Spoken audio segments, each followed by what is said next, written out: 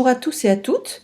Aujourd'hui, je vais vous faire un petit tuto concernant Golden Farm, bien entendu, et cela va porter sur les règles du jeu, c'est-à-dire les généralités, les termes et définitions, les droits et devoirs des parties, les garanties et responsabilités, la confidentialité et les autres clauses. Bref, tout ce qui peut être barbant et qu'en général, on ne lit jamais.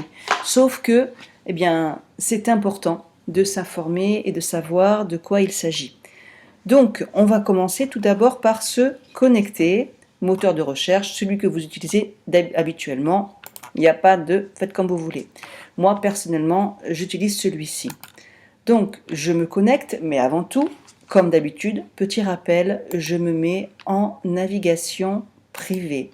Pourquoi navigation privée? Je ne le dirai jamais assez, simplement parce que le moteur de recherche que vous utilisez, quand vous vous connectez, eh bien, votre historique de navigation, les cookies, les données des sites et surtout les informations que vous saisissez dans les différents formulaires, eh bien, ne sont pas enregistrés par le moteur de recherche que vous utilisez. C'est pour ça que c'est important de toujours passer en mode de navigation privée. Donc, je vais sur mon jeu Golden Farm et je me connecte pour vous expliquer un petit peu ce que c'est que ces règles. Petit rappel également, c'est un jeu qui est en anglais et en russe. Pour ceux qui ne comprennent ni l'anglais ni le russe, dans certains moteurs de recherche, il y a un traducteur, dans d'autres pas. Donc, encore une fois, libre à vous de choisir le moteur de recherche qui vous convient. Après, si vous voulez, moi je pourrais vous mettre le mien en lien, à vous de voir si vous voulez l'utiliser ou pas. Donc là, je fais traduire, voilà. Ou sinon, autre possibilité, je fais un clic droit. Pardon, excusez-moi, je suis un peu enrouée pour pouvoir me connecter. Donc, je me connecte. Voilà. Vous voyez là, mon compte, on voit que j'ai déjà retiré 20 €. Donc je disais clic droit et vous avez la possibilité de traduire en français. Voilà, c'est pas plus compliqué que ça. Et vous voyez, ça y est, c'est en français. Donc les règles du jeu, eh bien, on va ici sur règles. Et comme je vous le disais, généralité, termes et définitions, droits et devoirs des parties, droits et devoirs du coordinateur, les règles et garanties, la confidentialité et les autres clauses. Donc, je ne vais pas tout vous lire, bien entendu, parce que sinon on va en avoir pour des heures. Donc, par contre, j'ai relevé quelques points qui sont importants. Et ceux-là, je vais vous les lire. Donc, pour commencer, dans les généralités, l'article 1.2. Pour commencer à obtenir le service, un participant accepte toutes les règles du présent accord de manière complète et inconditionnelle. Et, si vous n'êtes pas d'accord avec l'une des conditions du présent accord, le coordinateur vous invite de refuser d'utiliser le service. Autrement dit, déjà là c'est très clair. Si vous n'êtes pas d'accord avec ce que le jeu propose, eh bien autrement dit, n'y jouez pas. Dans les termes et définitions, le jeu Golden Farm est un jeu économique en ligne, argent virtuel en ligne. Dans l'article 3.3, le participant s'engage à être personnellement responsable de toutes les actions réalisées avec l'inventaire du jeu, autrement dit les pièces d'argent, lors de l'achat, la vente, l'entrée, sortie, ainsi que des actions sur le terrain. En ce qui concerne les droits et devoirs des parties, l'article 4.1, droits et devoirs du participant. Seules ces personnes peuvent participer au jeu Golden Farm qui ont atteint la capacité juridique conformément à la loi de leur pays. Toutes les conséquences du non-respect du terme sont confiées aux participants. Autrement dit, si vous ne respectez pas la capacité juridique de votre loi dans votre pays, autrement dit, là je pense notamment aux personnes mineures, eh bien, s'il y a des problèmes, ce sera de votre responsabilité puisque vous avez des droits et devoirs, de même que le coordinateur a des droits et devoirs. Je continue. Le participant est obligé de saisir honnêtement les données le concernant lors de l'inscription et, À la toute première demande du coordinateur, fournir des données fiables sur la personnalité qui permettent de l'identifier en tant que propriétaire du compte. Ne pas restreindre l'accès des autres participants et des personnes au jeu, de traiter les autres joueurs, le coordinateur et ses partenaires, ainsi que le personnel, avec respect. Ne pas faire d'obstacles dans leur travail. Ne pas tromper le coordonnateur et les autres. Ne pas utiliser un langage offensant et des abus sous quelque forme que ce soit. Ne pas discréditer les actions des autres acteurs et du coordinateur. Ne pas menacer personne de violence.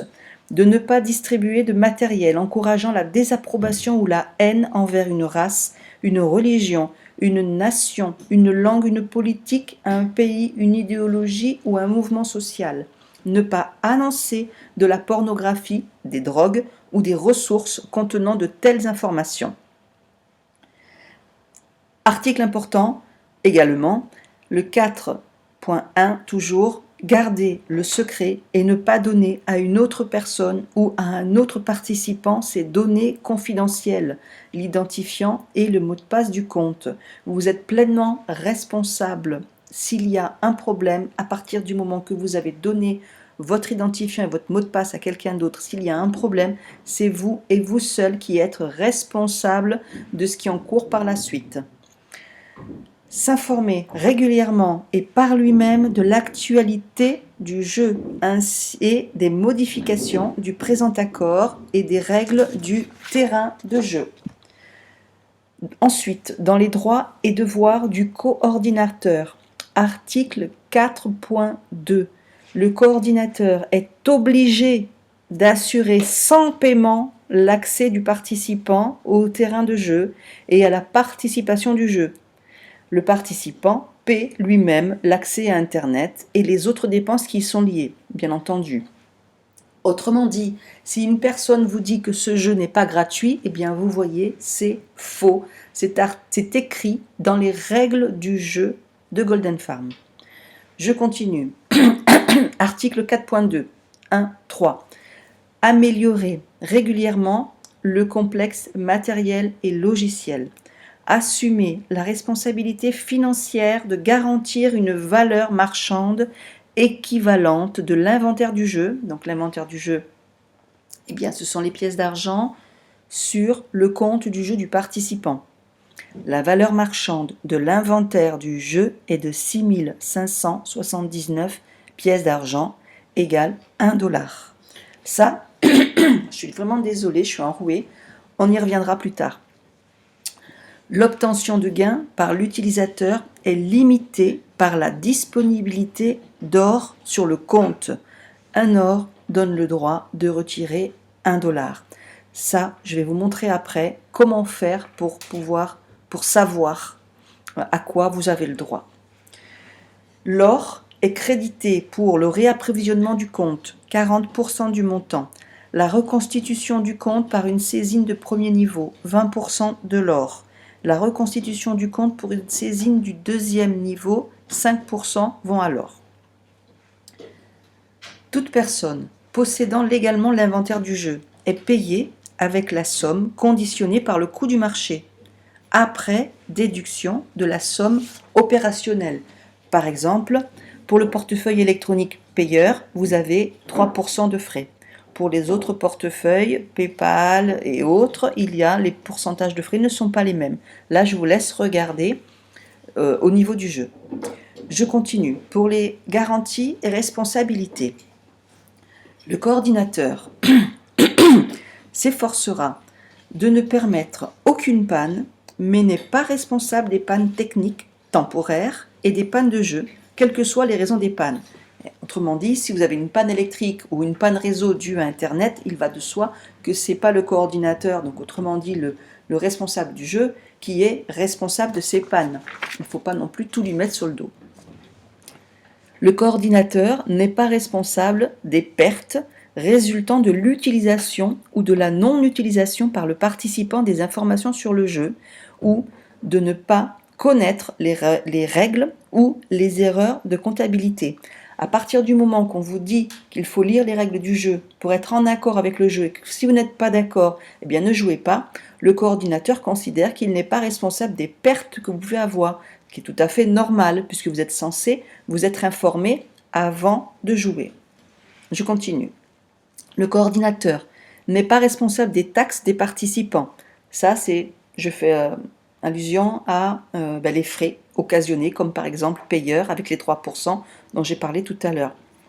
Le participant est investi de la fonction à visiter régulièrement le site officiel du jeu pour se familiariser avec les documents et actualités officielles.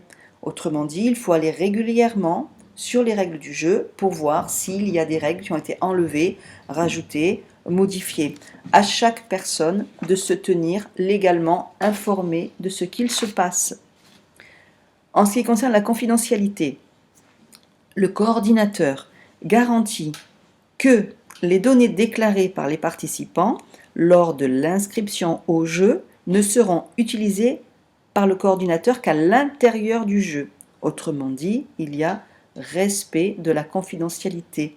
Les données personnelles que vous transmettez restent à l'intérieur du jeu et ne sont divulguées nulle part. Ça fait partie des règles. Si jamais c'est pas fait, eh bien vous pouvez vous retourner contre le coordinateur parce que c'est écrit noir sur blanc.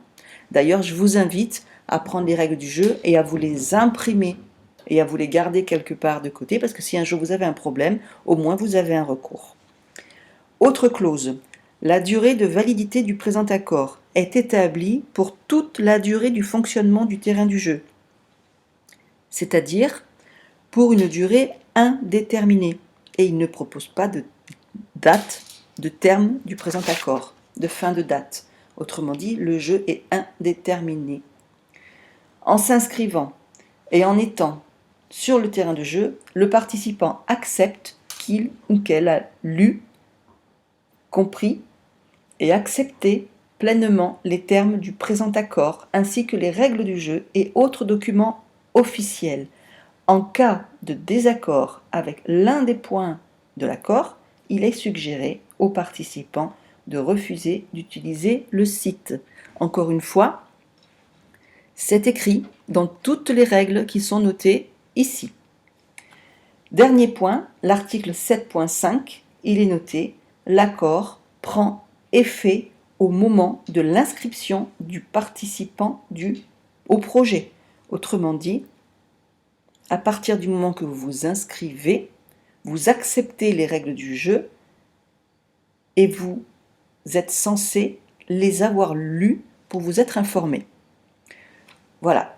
Donc ça, je vous laisse le lire tranquillement, parce que je ne vous ai pas tout lu là, bien entendu, je vous ai lu que certains points importants. Donc prenez le temps de lire vraiment tout ce qui est écrit ici.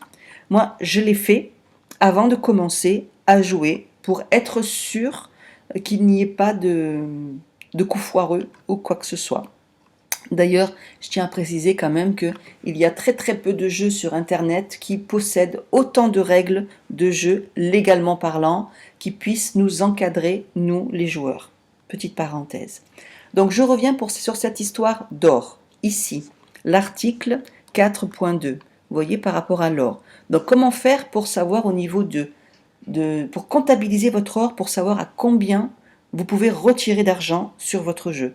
Eh bien, vous allez tout simplement dans ces règles, vous allez ici, dans les droits et devoirs du coordinateur, sur l'article ici 4.2 que je vous ai lu tout à l'heure, donc en assumer la responsabilité par rapport à donc l'inventaire du jeu. Vous voyez, inventaire du jeu, 6579 pièces d'argent égale $1. L'obtention de gains par l'utilisateur est limitée par la disponibilité d'or sur le compte. Donc là, vous allez me dire, oui, ok, d'accord, mais moi, je ne connais pas ma disponibilité d'or sur le compte, donc je ne sais pas combien je peux retirer.